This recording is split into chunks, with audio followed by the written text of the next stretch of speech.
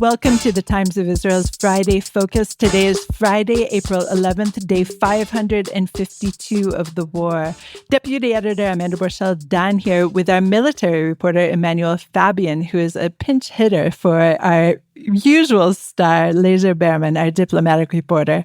Manny, thank you so much for stepping up to the plate today. Hi, Amanda. No problem. We are going to actually have a very serious episode today, and we're going to take a look into several of the IDF probes into the disaster leading up to the October 7th Hamas onslaught. We're going to, first of all, take a step back and quickly discuss the broad strokes conclusions from these reports so far. And then we're going to drill into several examples of these reports that came out within the past week, including the report on Sderot, the report on Kibbutz Nirim, the report on Kibbutz Re'im, and the report on the Supernova rave. So it will be a difficult episode, and I would like you to keep that in mind as we go further. We will discuss all of this and more after the break.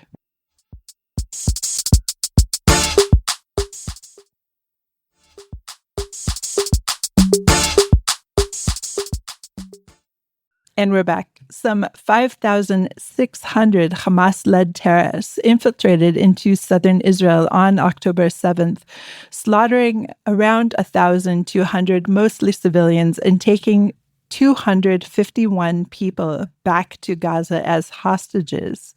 Manny, we'll talk about specific examples in a minute, but I would like to hear, first of all, what are the goals of these IDF probes so far? So the investigations and the top level ones that we've spoken about before on the podcast, and these battle investigations are for the army to learn. The army, at the end of every operation, does a debriefing, which is basically going over what happened during an operation, what went well, what went wrong, so to be able to learn from it. October 7th, of course, was not a military operation, but the army was activated. It carried out various activities that day to try and defend against southern Israel against the Hamas attack. And now it's taken a very long time. Normally debriefings are carried out immediately after an operation, but because of the sort of the scale of Hamas's attack, it's taken a while. But the point is that these battle investigations are mainly tactical investigations to learn better how to deal with a surprise attack on an Israeli border community, for example, how troops can operate better, how the army can deploy forces faster or better, or what equipment needs to be prepared there, and other things like how the army should be coordinating with civilians. We know that from some of these investigations that some communities and towns, their civil defense squads weren't prepared by the army correctly, or they didn't have the right weapons with them, or they weren't even told by the army that there was an infiltration. So that sort of thing, coordinating with the civilians, coordinating with the police, and basically to learn for the future to make sure that such an event doesn't happen again. Right. And just to emphasize again that this is a IDF probe, meaning this is the IDF investigating the IDF, not investigating even the police. There are police reports, not investigating the Shin Bet. There are Shin Bet reports. There is, of course, some cooperation between all of the different wings, and obviously not investigating the political echelons. Very important to emphasize. Now, as we've been hearing more and more of these reports, we're learning some very common conclusions, essentially. Obviously, the IDF has taken responsibility for this and has said over and over in each of these reports that the IDF was not prepared, was not able to save the people who were killed or taken hostage. And so just give us a little bit of the general conclusions before we delve into very specific examples. I mean, all of these investigations, and they're all different in certain ways, but the bottom line is they all have the same conclusion, which is the IDF failed to defend the community of whichever community it is. All of these investigations have this line in their conclusions. The reason as to why the army failed to defend the residents of a community, or the Supernova party, for example, mainly comes down to the army wasn't ready to deal with a wide-scale surprise attack. It didn't have the right amount of forces on the border. It didn't train for such an event. It had no even sort of responses to carry out to such an event happening. And that's basically the main conclusion. And then other investigations found sort of differently, but in most cases it is that the army did not reach the communities in time. Most of the Hamas atrocities were carried out within the first 6 hours or so. In some communities it was even the first hour or so. Hamas murdered and abducted civilians. The army at the time, the few troops, 767 soldiers deployed to the border that morning, half of what it normally is because it's a weekend. They were unable to reach these communities because of the wide-scale attack. They were busy defending their own positions. They were trying to defend the army post on the border, or they were killed, and there was no soldiers to come and aid the communities that were being attacked. So in pretty much every investigation, there's a few outliers. The army never reached the community in time. The Hamas terrorists carried out their atrocities and left before the army reached there. The reason why the army didn't get to these communities in time, and this is really across the board in all the investigations, is the army didn't know what was going on that morning. They had no accurate picture of what was happening during the attack. They didn't know which communities were coming under attack. They didn't know where to send soldiers to. They didn't have soldiers ready to even send them. Not enough soldiers, at least. There is a small amount of reserve forces who are, ready to be activated, but it wasn't nearly enough to reach any of these communities in time.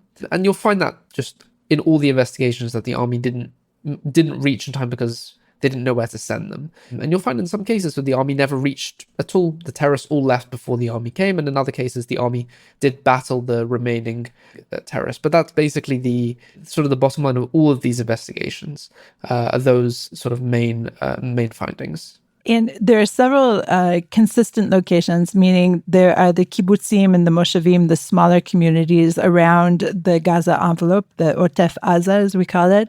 And there were some cities involved. That would be Sderot and Ofakim, for example.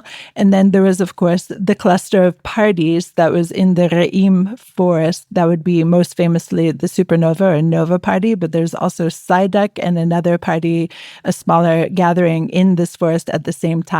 So today we're going to drill down into all three of these different kinds of venues for battle. And let's start with Kibbutz Nirim. And in reading your assessment of the report, it's very similar to other small communities near the Gaza envelope.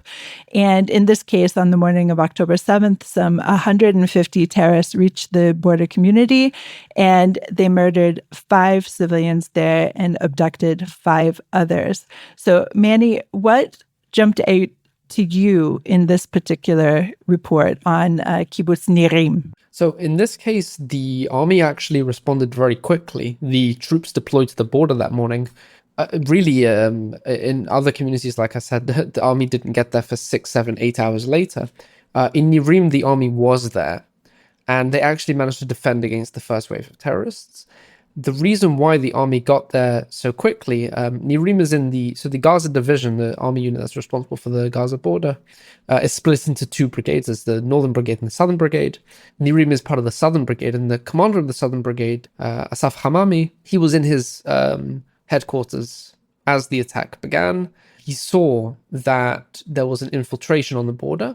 The first infiltration, at least in the Southern Brigade area, basically the southern part of the Gaza border, was just across from Nirim. And he thought, because under the IDF's sort of scenarios that they have, is that an infiltration on the border, if there's going to be an infiltration attack, it'll be in 1 or 2 locations on the border at most. Of course, in reality, Hamas infiltrated from 114 locations. But what happened is that he saw this first infiltration near Nirim, and he immediately set out with his team to the community to go and protect it. And other soldiers joined him as well, and they stationed themselves around the kibbutz, and Hamami and his team were inside the kibbutz. They reached there very quickly, and they exchanged fire with the terrorists, and the troops outside exchanged fire with the terrorists. They killed dozens outside the community, and really it's a one of the rare cases where the army was there to defend the town. Although in this case, at least the investigation found that later on, a few hours later, Hamami and his team had already been killed. The troops deployed outside, their numbers were going down. Their commanders had been killed. Many of the soldiers there were wounded. And the few surviving troops who were really killing dozens of terrorists outside Nirim were then called to go to another area. One part of the investigation that really stood out to me is the most senior commander there at the time in the Southern Brigade was a sergeant, just a commander of a patrol that was in the south that day. All the company commanders were killed or wounded. The brigade commander, of course, was killed, and his team as well. So a very small amount of forces, and then they were basically diverted to another area. There was another army base on the border that was being attacked, and they went there. And as they left, the other Hamas terrorists infiltrated the kibbutz, around 80 or so, and that's when the abductions and murders of the civilians took place. And then the IDF would, of course, later reach the community later in the day and push the remaining terrorists out and kill the others. And that's a similar story to, of course, other kibbutzim that day. So what it sounds like you're saying is that the army was there immediately at the advent of the onslaught, felt like it had done its job, or everyone was killed who was doing the job. And then only later, again, after a second wave of terrorists infiltrated, did the army come again much later in the day to help the kibbutz out again. Yeah, the soldiers deployed to the border again. They didn't even know that a second wave of terrorists infiltrated the community. They were really small numbers at this point, and they were sent elsewhere. They had done a good job defending against the first wave, and no civilians were being hurt in the community during those hours. But of course, just like everywhere on the Gaza border, the army didn't have enough troops that day. 700 soldiers against 5,600 terrorists is not exactly a fair fight. So in this case, once the soldiers weren't there, then the terrorists infiltrated. It was mainly by chance. It wasn't. It was a coincidence that they left at the same time as the second wave of terrorists came. But even if they were there, they wouldn't have been able to stand against the numbers of the second wave of terrorists. But the army did leave the community vulnerable because no backup troops arrived until much, much later. Right. And part of the reason is what we're going to discuss right now, which is the city of Sderot. And obviously, no one can forget the images of the terrorists riding on the white pickup trucks throughout the city, brazenly mowing people down in the city of Sderot. And because of this attention, in a way, many people, many soldiers were drawn to the city of Sderot, not knowing that this infiltration was occurring throughout southern Israel along the Gaza border. And so at one point, there were some 1,000 Israeli security forces in Sderot, which is a city of 38,000. It's a real city that needs to be defended, whereas in so many other locations that we've been discussing and will discuss, there were just no forces at all. So, Manny, tell us a little bit about what caused this bottleneck of troops in a way. It's a geographic problem, and I'll explain. So the city of Sderot is located on the main highway that goes from the north to the south in the Gaza border area. So all of these soldiers, who some of them were called up, some of them were arriving on their own accord, if they were arriving from central Israel, from Tel Aviv, or from anywhere north of Sderot, they were going to pass through Sderot. So all of these soldiers trying to flow down south ended up in Sderot. The attention from the video on social media and on television also drew a lot of people, but the soldiers that were trying to reach the Nova or trying to reach Nahal Oz or other communities just ended up in Sderot anyway. But geographically, some of the investigators who presented these probes to reporters, they called it the Sderot traffic jam because it literally was a traffic jam in Sderot. Another big issue was Hamas, in its well-planned attack on Israel, took control of the main junctions on the highway. And we saw this in other investigations where troops trying to reach communities came under fire by ambushes at junctions and on the sides of the highway. And we'll see it also in the Re'im investigation. Because of this, because Hamas took the main junction outside Sderot and also some of the ones further south as well, even if troops wanted to push down from Sderot, they couldn't because they would just get stuck in ambushes on the highway, and it took a few hours for the army to actually push through these junctions and clear them of terrorists before they could push further south. In the Sderot investigation, I mean, you can see that there were a lot of terrorists that attacked the city, 41 to be exact, but the infiltration occurred up until sort of an hour, 2 hours into the onslaught, and after that, terrorists stopped infiltrating, but troops continued to arrive in the community. So even when the army essentially had, or not the army, the police actually were the ones who were fighting there first, but once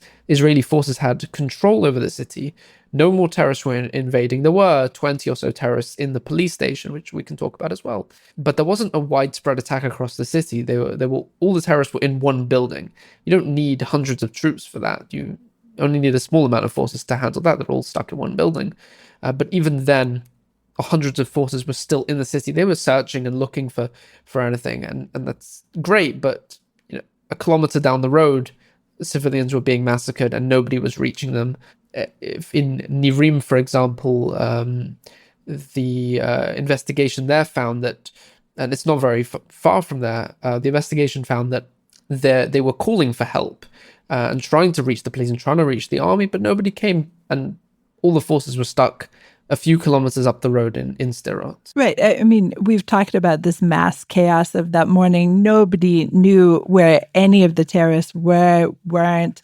And obviously, all the members of all the communities were phoning and trying to get help by any means possible from the army, the police, any security force that could possibly be around.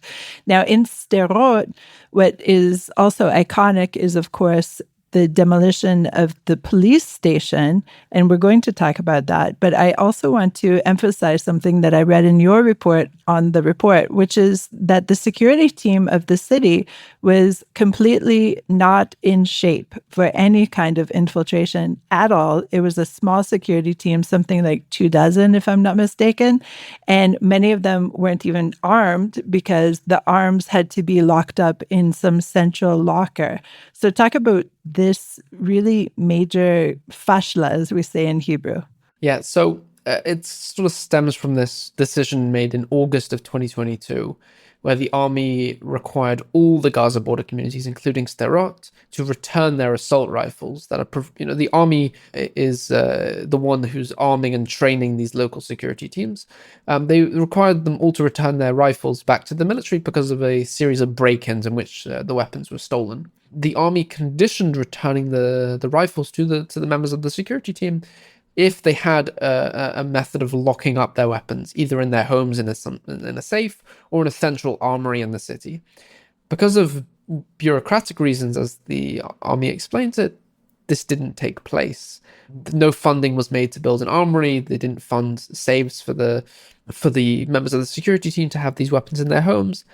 And you'll see this is different from the Re'im investigation, which we'll talk about as well. The local security team did not have their assault rifles with them, and as a result, they were left only with their pistols, their handguns, with a limited amount of ammunition. I don't know if you know, but when you get a license for a handgun, you're only allowed 50 bullets with you.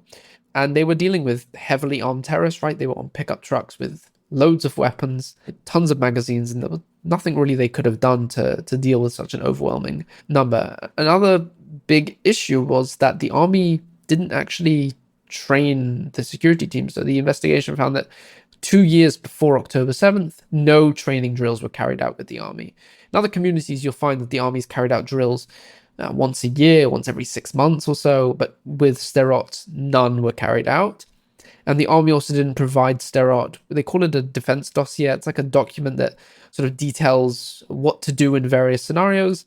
Sderot didn't have one. So even if the security team was trained, they wouldn't know, what to do in a certain event. I assume part of that is because there's a police station in Sderot. And so one would expect that if there is some kind of, 2 or 3 terrorists infiltrating, that the police would be able to handle it. Nobody expected this number of terrorists coming in. So let's move to the police station and the really terrifically heroic battles that occurred there inside and on the roof of the police station.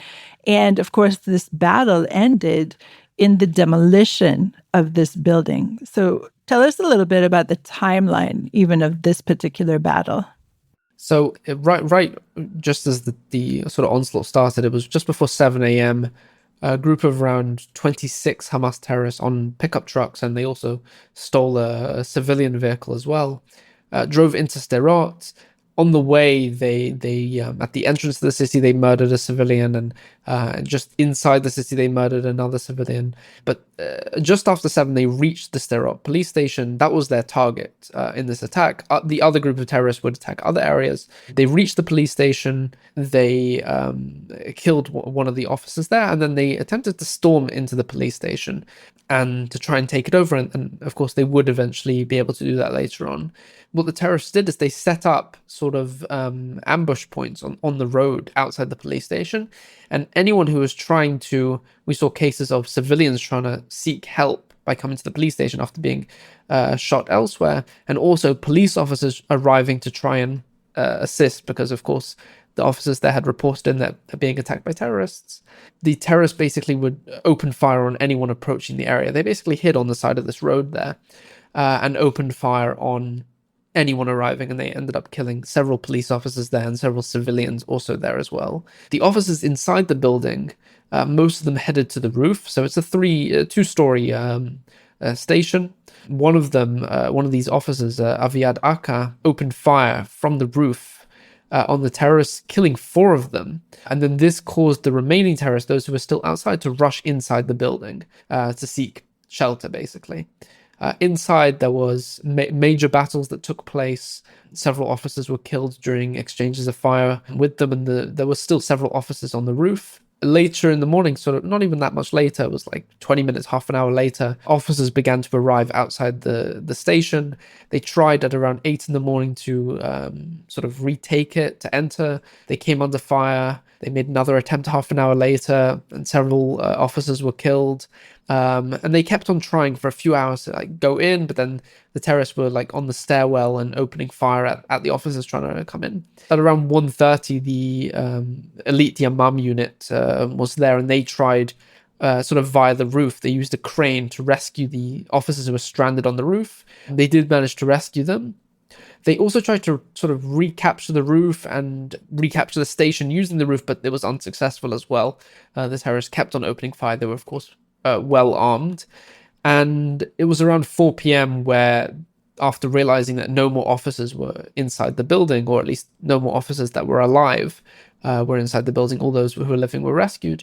And the IDF had already arrived in the area. They carried out a tactic known as pressure cooker, which is when you escalate the volume of fire against a building to flush suspects out. The police officers fired shoulder-launched missiles at the building. Some of the terrorists tried to flee, and they were then killed by soldiers and police officers stationed outside. In the evening, at 10:30 or so, at night already, the Israeli Air Force carried out a drone strike on the building. At 11:30, the army had a tank there and started firing shells at the building. There was a helicopter that passed by at around 2 a.m. and fired at the building. The terrorists were still inside. And then throughout the night, the army brought an armored bulldozer to try and tear down the building. Sort of throughout the night, terrorists kept on trying to flee the building amid sort of this escalating fire against the building. I think the last terrorists around 2:15 in the morning, 4 of them tried to flee, and they were all killed outside. And then at around 8 or 9 in the morning, already on October 8th, one final terrorist was killed as sort of the army went back in again with forces, and it was declared cleared of any threats at around that time. And the building was so heavily damaged at that point. It had been blown up by a tank, by a drone, by a helicopter, by an armored bulldozer, by shoulder-launched missiles. It was on fire. And then, of course, later it was completely torn down and by authorities, and they've rebuilt a new station, as far as I understand, in that area as well.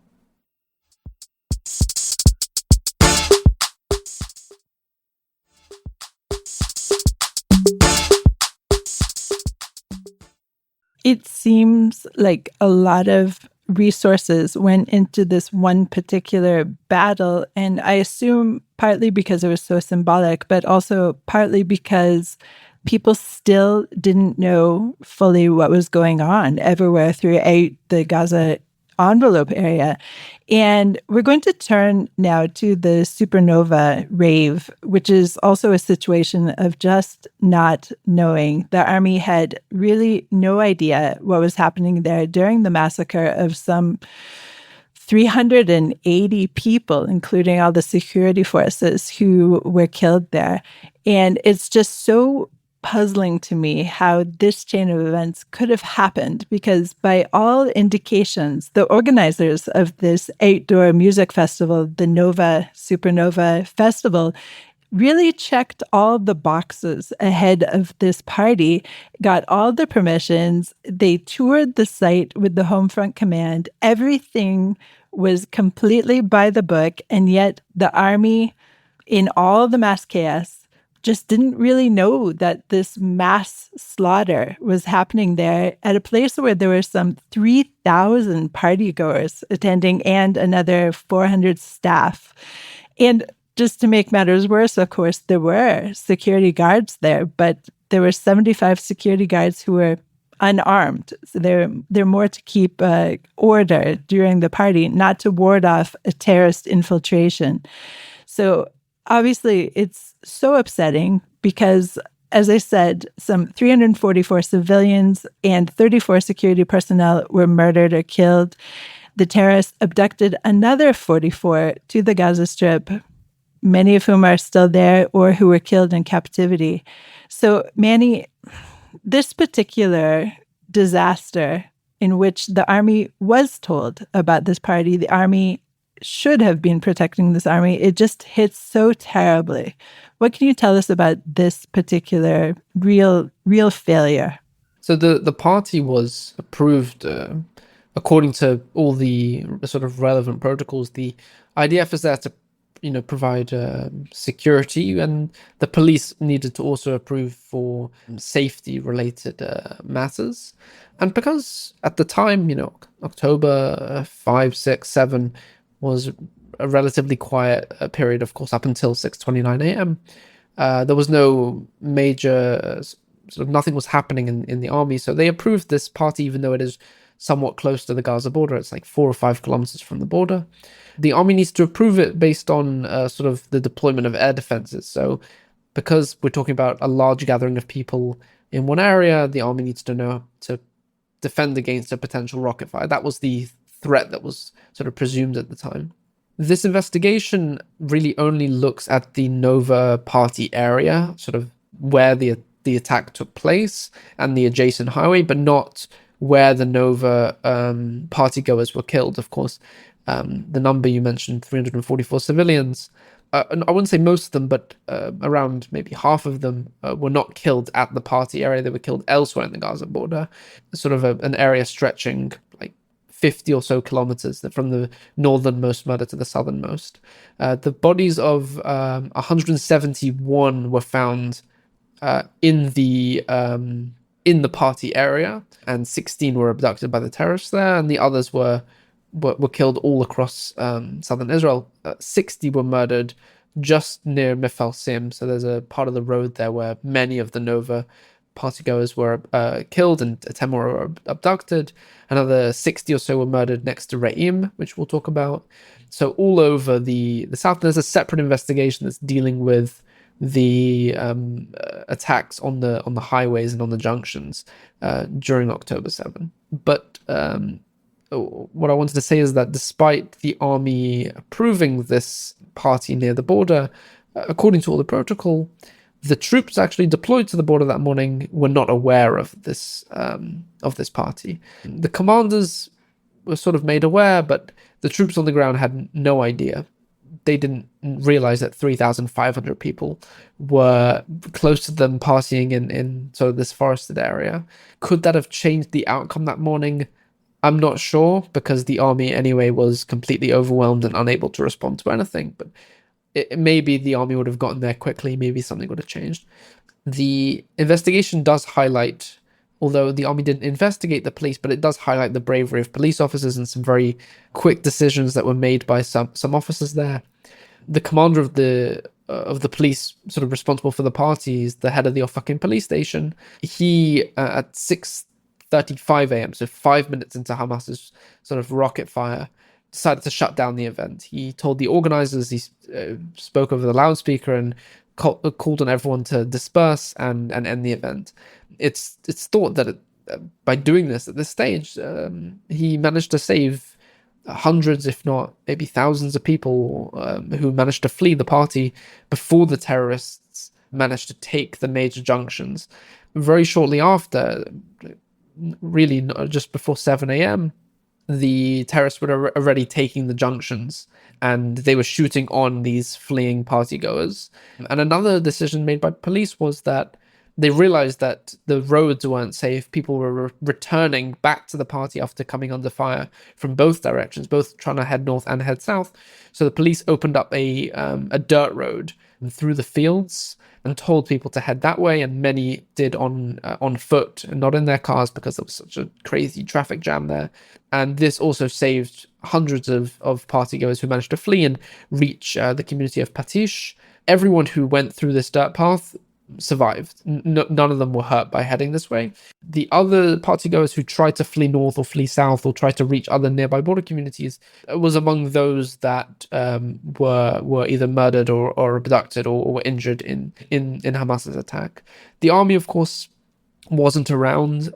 They didn't reach the area for many hours. There was one tank that was missing most of its crew. It was just the driver at this point. One member of the tank had already been abducted, Staff Sergeant Shai Levinson.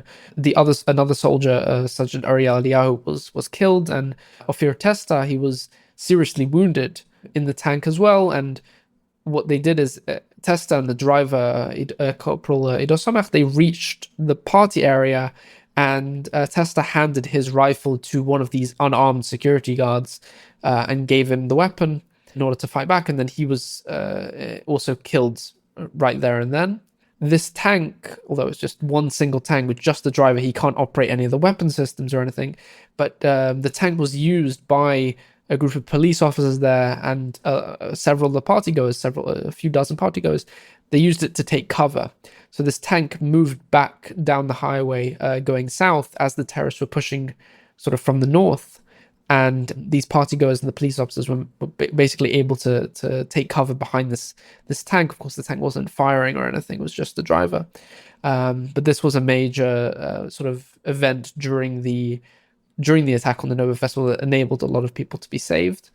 What's so upsetting to me, Manny, I mean, all of it is upsetting, is that Hamas apparently didn't even know about the party, and they just came upon it by happenstance, perhaps being driven off from other communities. And then they happened upon this party where thousands of mostly young people, 20 to 4-year-olds mostly, were often quite inebriated as well. And that, of course, made them, as one party goer told me, in the day following everything. I spoke with one young woman on October 7th in the afternoon, and she said that they felt like they were fish in a barrel, that they're just being shot up by these machine guns like fish in a barrel. And it's just incredible to think that it was a matter of really terrible luck that Hamas happened upon the party itself. Yeah, the terrorists, according to the IDF's investigation, were trying to reach Netivot, which is much further northeast. They had no knowledge of this party. They decided then and there, these 100 terrorists, to carry out the massacre there.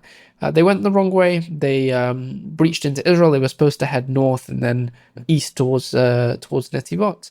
They went south and they happened upon the party there. It was really by chance that they reached there.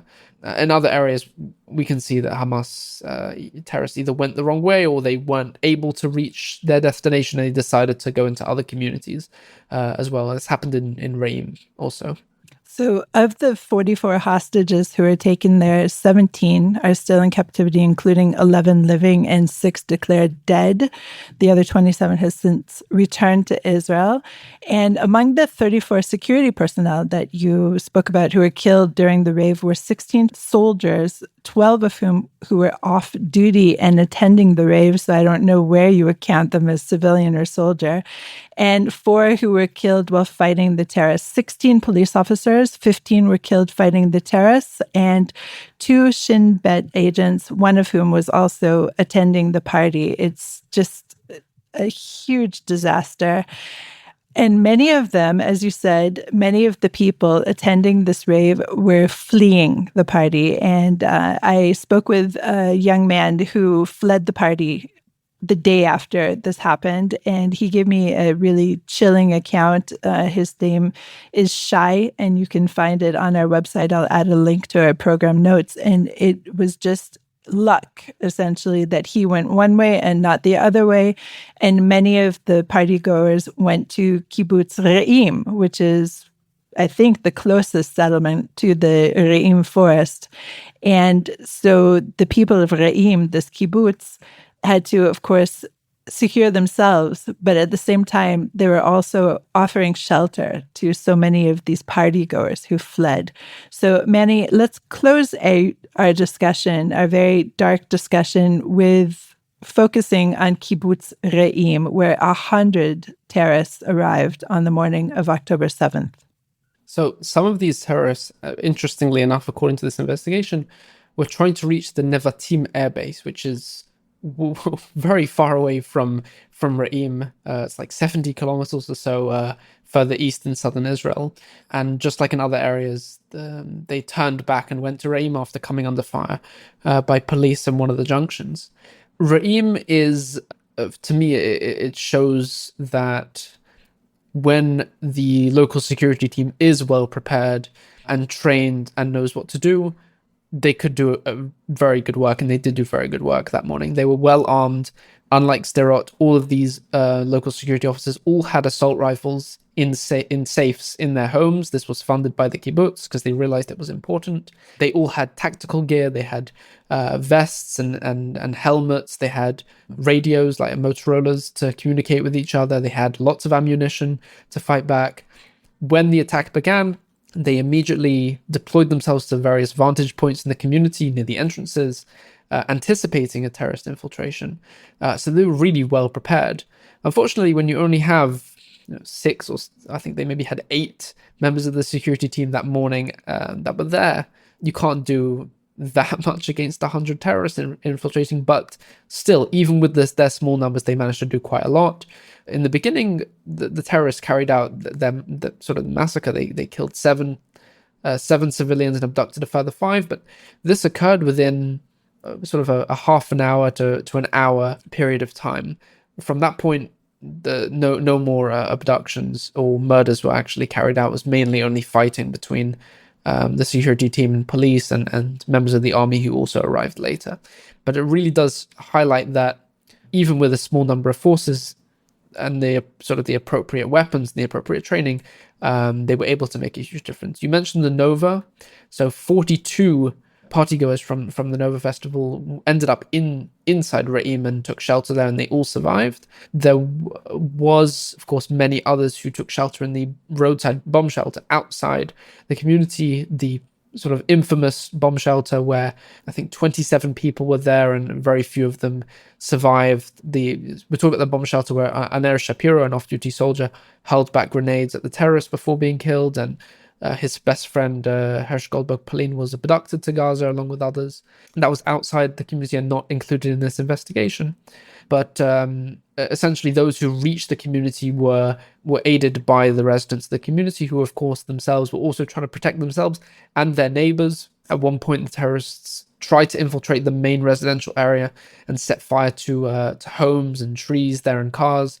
And the residents sort of went out their homes and started to put out the fires at their neighbors' homes and to rescue their neighbors. It was very, very impressive that these residents were all helping each other out, even as dozens of terrorists were in their community trying to murder people.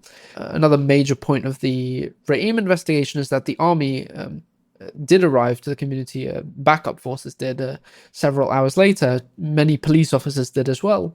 But several special forces units reached Re'im, including Sayeret Matkal and the elite multi-domain unit. And they basically tried to battle these. There was several terrorists who had sort of holed themselves up in several homes in one of the neighborhoods. And it took many, many hours to actually close in on all of these terrorists and eliminate all of them. And during this fighting, several senior officers were killed. Roy Levy, the commander of the multi-domain unit, several other top commanders in Sayeret Matkal.